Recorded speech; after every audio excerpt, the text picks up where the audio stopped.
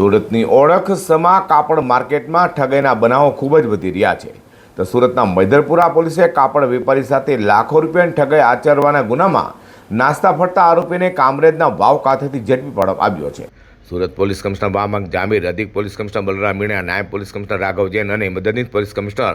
R Ahir દ્વારા ઠગાઈની આચરી નાસ્તા ફરતા આરોપીઓને ઝડપી પાડવા માટે આપેલી સૂચનાને લઈને મૈદરપુરા પીઆઈડીયુ બારડ અને સેકન્ડ પીઆઈ યુજે જોશીની ટીમ પીએસઆઈ ડીકે બોરાણા સાથે પેટ્રોલિંગમાં હતી.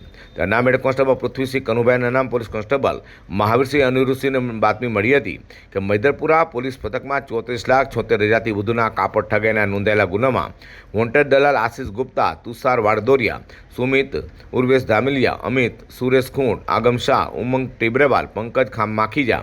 ઉમેશ ગામિત, ધાર્મિક પાદરિયા, મનીષ જૈન અને સાહેલ શેઠમાંથી એક ઠગ સાહેલ શેઠ કામરેજના વાવ ખાતે રહે છે, જે માહિતીના આધારે મૈદરપુરા પોલીસે કાપડ વેપારી પાસેથી 34,76,000થી વધુનો માલ ઉધરીમાં લઈ જઈ પેઢી બંધ કરી ભાગી છૂટેલા ઠગ ટોળકીને એક ઠગ એવા મૂળ અમરેલીના રાજુલા હાલ કામરેજ વાવ ખાતે ગોકુલમ રેસિડેન્સીમાં રહેતા શૈલ ઉર્ફે સાહેલ ભરત શેઠને ઝડપી પાડી તેની વિરુદ્ધ કાયદેસરની કાર્યવાહી ધરી છે.